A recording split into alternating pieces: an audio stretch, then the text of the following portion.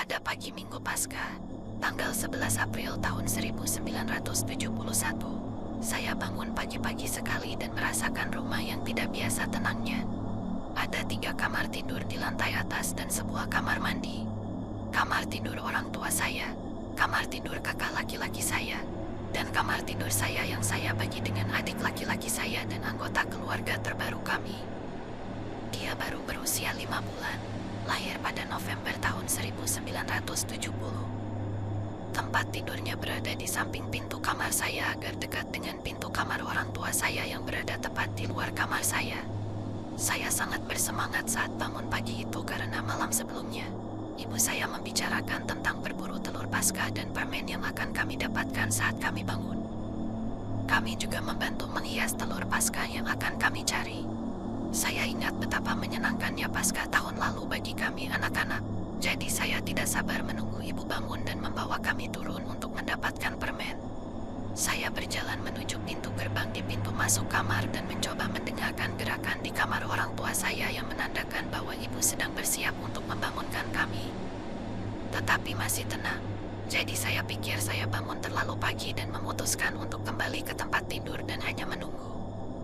Sebelum kembali ke tempat tidur, saya melihat ke tempat tidur bayi adik saya dan melihatnya terbaring miring menghadap saya dengan satu mata terbuka dan mata lainnya tertutup. Pemandangan yang masih saya lihat dalam kepala saya dan dalam mimpi buruk hingga hari ini. Saya kembali ke tempat tidur dan hampir tertidur kembali ketika saya mendengar ibu bangun di kamarnya. Saya memutuskan untuk tetap menutup mata dan membiarkan ibu berpikir bahwa dia membangunkan saya untuk memberikan keranjang Paskah kami dan memulai berburu telur. Ketika dia masuk ke kamar saya, alih-alih dibangunkan oleh ibu yang bersemangat membangkitkan semangat kami untuk perayaan, saya mendengar teriakan yang belum pernah saya dengar sebelumnya atau sesudahnya. Adik bayi saya telah meninggal di tempat tidurnya malam sebelumnya.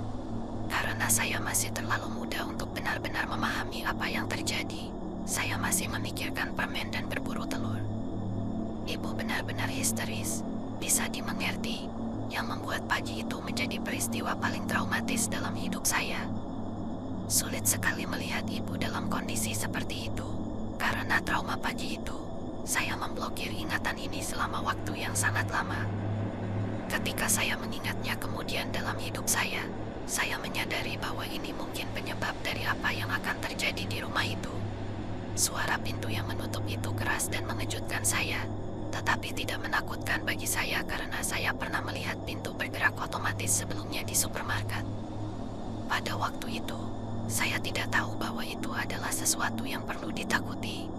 Ibu mendengar suara pintu yang menutup dari lantai bawah dan berlari naik untuk memastikan saya baik-baik saja. Saya memberitahunya apa yang terjadi tetapi dia tidak percaya. Dia mengatakan bahwa pintu tidak bisa membuka dan menutup dengan sendirinya. Saya tahu lebih baik dari itu. Dia tidak bisa meyakinkan saya bahwa apa yang saya lihat tidak nyata. Kejadian ini adalah yang pertama dari banyak kejadian aneh yang akan terjadi pada saya di rumah itu sebelum kami pindah. Sekarang saya benar-benar percaya bahwa itu adalah adik laki-laki saya yang mencoba berbicara dengan saya satu-satunya cara yang dia bisa.